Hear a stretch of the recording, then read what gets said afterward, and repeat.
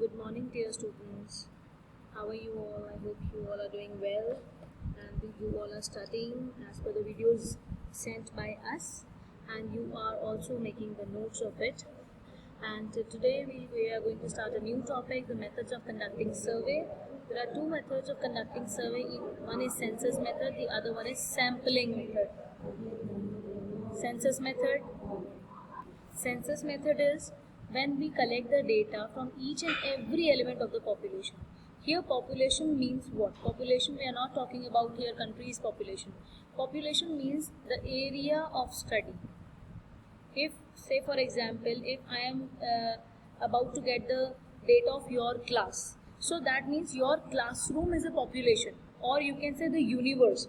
So universe here means, it doesn't means we are having 8 planets and something. Here universe or population means the area of study.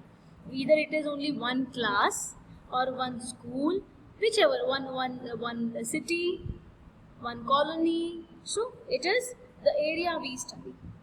Census method, in census method we collect each and every data, each and everything we collect here, each and everything.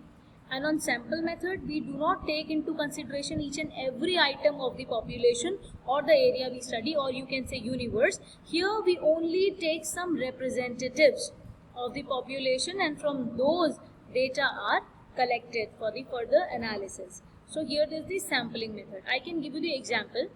Census method क्या होता है, जब हम लोग population collect करते हैं अपनी country की, जब हम पॉपुलेशन कलेक्ट करते हैं तो हम लोग क्या करते हैं, आप लोगों ने देखा होगा आपके घर भी कोई आता होगा, आपका एक रजिस्टर लेके जिसमें आपसे पूछा जाता होगा how many family members are there, कोई बेबी बॉर्न हुआ, किसी की डेथ हुई, so that they can write each and everything, each and every member has been counted while calculating population. But although वो भी इतना ज़्यादा एग्जैक्ट नहीं हो पाता, रीजन बीइंग जब तक पूरे उसकी पॉपुलेशन कैलकुलेट होती है तब तक हो सकता है किसी की डेथ हो जाए, हो सकता है कोई और न्यू बॉर्न बेबी आ जाए. So it depends. बट हाँ, पॉपुलेशन को हम सेंसस ही बोलते हैं क्योंकि हम लोग ईच एंड एवरी एलिमेंट को कंसीडर करने की कोशिश करते हैं. When we talk about sampling method, अब यहाँ पे एग्जाम्पल बहुत अच्छा मैं आपके स्कूल का आपको बता सकती हूँ. Now if there are inter house competition, आपको याद होगा जब इंटर हाउस कॉम्पिटिशन होता है तो क्या होता है, क्या सारे बच्चे हाउस के पार्टिसिपेट करते हैं? No, we only take 2 to 3 participants, right. तो ये क्या है, और उसके बाद फर्स्ट कौन आता है, पूरा हाउस फर्स्ट आता है. वो बच्चे तो फर्स्ट सेकंड थर्ड नहीं अकाउंट होते. ये कहते हैं जी ग्रीन हाउस फर्स्ट आया, रेड हाउस फर्स्ट आया, येलो हाउस फर्स्ट आया, है ना, या ब्लू हाउस फर्स्ट आया, हाउस के बारे में बोलते हैं. That means those 2 to 3 students were representing the whole house, पूरे हाउस को रिप्रेजेंट कर रहे थे वो 2-3 बच्चे. सो ये है सैम्पलिंग मेथड. हमने पूरी पॉपुलेशन के अंदर से, अब ये सपोज ये सेंसस है, इसको समझना, ये सेंसस है जिसमें बहुत सारे लोग हैं, बहुत सारे लोग, और जब इन्हीं में से हमने सिर्फ इनको ले लिया बाहर, 1 2 3 4 5 6, ये सैंपल होगी. ठीक, this is census when we collect each and every item, और सैंपल में क्या, उसी में से कुछ रिप्रेजेंटेटिव ले लेना, दिस इज सैंपल. तो इनमें इसके मेरिट्स भी होते हैं और डीमेरिट्स भी होते हैं. Let's study the merits and demerits of it.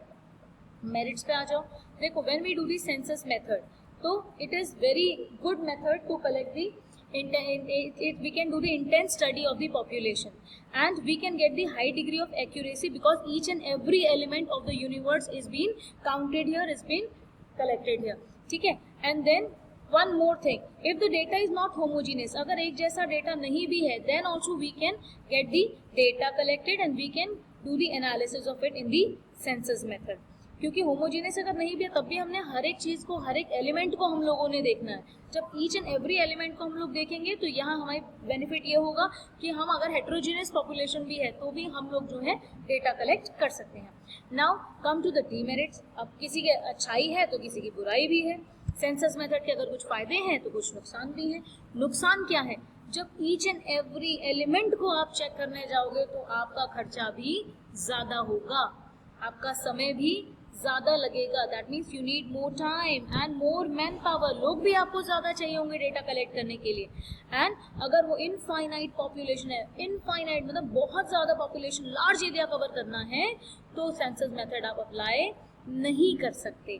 तो सेंसस मेथड अप्लाई होगा जब कुछ लिमिटेड पॉपुलेशन है. तो यहाँ पर इसके ये डीमेरिट्स हो जाते हैं. Now come to the sample method. Sample method में क्या है, इसके मेरिट्स देखते हैं कि हमारी कॉस्ट को कम करता है, हमें बहुत ज़्यादा ईच एंड एवरी एलिमेंट को कवर करने की नीड नहीं है, तो हमारा खर्चा भी ज़्यादा नहीं होगा और हमारा टाइम भी ज़्यादा नहीं लगेगा। तो यहाँ पे क्या है, greater speed and administrative convenience. Administrative convenience का मतलब क्या, जिसको डेटा कलेक्ट करवाना है, सपोज मेरे को कोई डेटा कलेक्ट कराना है ना, अब या इसको तुम ले लो, अगर जैसे हमारे यहाँ कोई भी कंपटीशन होता है या पूनम मैम हमारी कंपटीशन निकालती हैं, तो वो कहते हैं हर हाउस से 2-2 बच्चे मुझे दे दो, तो ये उनके लिए भी कन्वीनियंट हो जाता है कि 2-2 सैंपल आ जाएंगे, तो उनके बीच में कंपटीशन करा के हम काम कर लेंगे। वहीं अगर हम सैंपल मेथड यूज ना करें तो सोचो पूरे स्कूल के सारे बच्चे अलग अलग हाउस के कंपटीशन करेंगे, तो पूनम मैम के लिए भी कितना ज़्यादा मुश्किल होगा उस कंपटीशन को कराने के लिए। तो ये एडमिनिस्ट्रेटिव के लिए भी कन्वीनियंट रहता है। Plus exceptional applicability. Exceptional applicability का मतलब क्या, ये हर जगह अप्लाई नहीं हो पाता, ये कुछ कुछ जगह पे अप्लाई हो पाता है। अब एक एग्जांपल मैं आपको देती हूँ, सैक ऑफ अ राइस। अगर आप जाते हैं सैक ऑफ अ राइस लेने, एक चावल का कट्टा लेने जाते हैं, तो आप क्या करेंगे, आप एक एक चावल देख के बताएंगे कि कैसा है? नहीं, आप क्या करोगे, आप सिर्फ एक मुट्ठी भर उठा के देख लोगे, चावलों को देखोगे और उसके बाद बताओगे हाँ भाई ये वाले अच्छे हैं, ये वाले बुरे हैं, ये वाले हमको दो। तो यहाँ आप एक एक चावल को तो नहीं देखोगे ना, तो यहाँ सैम्पलिंग होगी, ठीक है। When we talk about the fruits, आप क्या करते हो, एक एक फ्रूट को अपने हाथ से उठा के आप पॉली बैग के अंदर रखते हो, है ना, तो उसमें क्या है, वहाँ सेंसस मेथड चल जाता है। तो इट डिपेंड्स कि कहाँ कहाँ पे एप्लीकेबल होगा सैम्पलिंग, कहाँ कहाँ पे एप्लीकेबल नहीं होगा। इसके भी बहुत सारे डीमेरिट्स हैं हमारे। डीमेरिट्स हमारे यहाँ पे क्या है, सबसे पहला difficulty to achieve 100% accuracy. Obviously अब देखो, अब इसी का एक एग्जाम्पल हम लोग ले लेते हैं। मैंने तुमको बोला था inter house competition. Inter house competition में 2 से 3 बच्चों ने पार्ट लिया। वो बच्चे वो होंगे जो जिन्हें इंटरेस्ट होगा पार्ट लेने का, लेकिन हो सकता है वो बहुत ज़्यादा पढ़ाई में इंटेलिजेंट ना, ठीक है। अब जब वो कंपटीशन में पार्ट लेंगे, तो अगर वो सपोज सेकंड थर्ड आ गए या कुछ भी नहीं आए, तो ये वाला बोला जाएगा। और सपोज वो होते हैं ब्लू हाउस के, तो हम ये बोलेंगे कि ब्लू हाउस हार गया। तो क्या ब्लू हाउस के अंदर कोई भी इंटेलिजेंट बच्चा नहीं है? ऐसा नहीं है। क्या ब्लू हाउस के अंदर कोई भी अच्छा बच्चा नहीं है? ऐसा नहीं है। लेकिन जिन्होंने पार्ट लिया था वो रिप्रेजेंट कर रहे थे अपने हाउस को, ठीक है। तो हम इसके भी यहाँ पे ये नहीं कह सकते ब्लू हाउस में कोई भी अच्छा बच्चा नहीं। तो यहाँ पे 100% एक्यूरेसी के साथ आप नहीं एनालाइज कर सकते। दूसरा, लैक ऑफ रिप्रेजेंटेटिव्स। वही, अगर हमारे रिप्रेजेंटेटिव सही नहीं है, अगर हमने ढंग से उन्हें कलेक्ट नहीं, सैंपल हमने ढंग से कलेक्ट नहीं किया है, तो भी हमारा सैंपल जो है वो गड़बड़ हो जाएगा, हमारा एनालिसिस गड़बड़ हो जाएगा। बायस इन सिलेक्शन ऑफ सैंपल्स। कई बार जो सैंपल कलेक्ट कर रहा होता है वो भी बायस हो जाता है। बायस इन द सेंस, अब suppose if we talk about इसी एग्जाम्पल को लेकर चलते हैं आगे, हाउस के कंपटीशन को ही। अब सपोज मैं किसी की बात नहीं करती, अपनी ही बात कर लेती हूँ। सपोज मैं ब्लू हाउस की कैप्टन हूँ या मैं इंचार्ज हूँ, ब्लू हाउस इंचार्ज। तो मैंने क्या किया, मैं बहुत सारे बच्चों के नाम नहीं जानती, मैं 3-4 बच्चों के नाम जानती हूँ, तो मैंने उन्हीं को बोल दिया कि बेटा तुम ही पार्टिसिपेट कर लो। तो यहाँ बायसनेस आ गई, क्योंकि जिनको मैं नहीं जानती थी मैंने उनको इंक्लूड ही नहीं किया, मैंने उन्हीं को बोल दिया भाई तुम पार्टिसिपेट कर लो, छोड़ो बाकियों को, कहाँ ढूंढेंगे बच्चे, है ना। तो ये चीज़ गड़बड़ हो जाती है। तो यहाँ बायसनेस आएगी, तो जहाँ हमारा सैंपल गलत भी हो सकता है। And sampling method is not possible in case of heterogeneous population. Heterogeneous मतलब जहाँ पे अलग अलग तरह की पॉपुलेशन है, अलग अलग तरह की पॉपुलेशन है, तो वहाँ आप सैंपल नहीं निकाल सकते। सैंपल आप वहीं निकालोगे जहाँ पे पॉपुलेशन आपकी एक जैसी है। इसके सैम्पलिंग मेथड्स के जो अलग अलग तरीके हैं कि सैंपल भी हम कैसे निकालेंगे, इसके भी अलग अलग मेथड्स हैं, मेथड्स ऑफ सैम्पलिंग, जो हम आगे अपनी वीडियो के अंदर पढ़ेंगे। यहाँ तक I hope it is very much clear to you now what is census method and what is sample method. Sampling और सेंसस मेथड और इनके मेरिट्स और demerits, I hope now it is very much clear to you. Now we study some of the requisites of a good sample. एक अच्छा sample कैसा होना चाहिए? एक अच्छे सैंपल के अंदर ये 5 खूबियाँ होनी चाहिए। Number 1, it should be the representative. जो भी सिलेक्टेड सैंपल हम लोग ले रहे हैं, it should represent the characteristics of the population.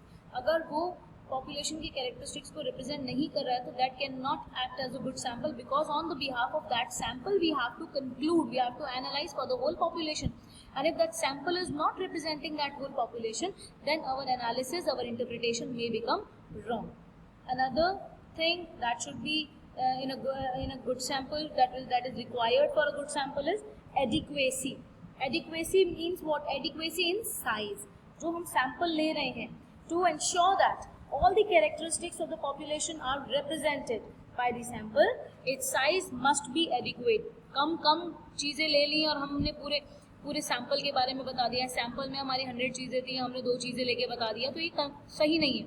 अगर हमारे पास सैंपल में 100 चीज़ें हैं तो हमने 10 चीज़ें ले लें फिर भी बेटर है। तो हमारा साइज उस हिसाब से ठीक होना चाहिए कि वो पूरे सैंपल को रिप्रेजेंट कर सके। Third thing, the sample we collect should be same होना चाहिए। सेम मीन्स होमोजिनिटी होनी चाहिए, आइडेंटिकल होना चाहिए, एक जैसा होना चाहिए। व्हेन वी टॉक अबाउट कि अगर मुझे क्लास 11 की हाइट चाहिए तो मैंने 4-5 बच्चों को बुला लिया, उनकी हाइट नाप ली, उनके हाइट के हिसाब से ही मैंने जो है एग्रीगेट बना दिया।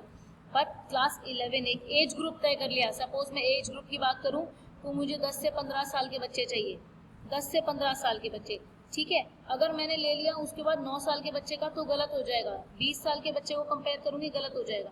मतलब होमोजिनिटी होनी चाहिए। जो भी सैंपल मैंने कलेक्ट किया वो सारे बच्चे, अगर मैंने सपोज 20 बच्चे कलेक्ट किए हैं, वो सारे बच्चे 10 से 15 साल के बीच में होने चाहिए। ये होमोजिनिटी हो गई, सब में एक खास एक आइडेंटिकल चीज हो गई कि सारे बच्चे जो हैं 10 से 15 साल के बीच में। ये एक एग्जाम्पल था।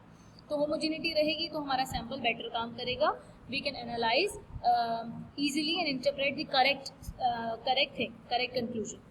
Independence of selected sampling unit, जो हमने सैंपल लिया वो आपस में एक दूसरे पे डिपेंडेंट नहीं होने चाहिए। That means when we select the various items of the population, it should be done independently of each other. हमें एक का देख के दूसरे को नहीं लेना चाहिए, हाँ चल ये सहेली है इसकी सहेली को ले लो। हमें उसको अलग अलग देखना चाहिए, भाई ये 10 साल की है और ये 20 साल की है तो हमें इसे नहीं लेना। ये 10 साल की है और ये अभी 9 साल की है तो हमें इसे नहीं लेना। हमें इंडिपेंडेंटली लेना है। हमें आपस में कोई भी उनका कनेक्शन बिठा के, उनका कोई डिपेंडेंस बिठा के उनका सिलेक्शन नहीं करना। Next is matches with the objective of investigation. सबसे मेन बात कि हम लोग जो सैंपल कलेक्ट कर रहे हैं, मैंने इन्वेस्टिगेशन क्यों किया है, मैं इन्वेस्टिगेशन क्यों कर रही हूँ, ठीक है, तो उससे रिलेटेड होना चाहिए मेरा ये।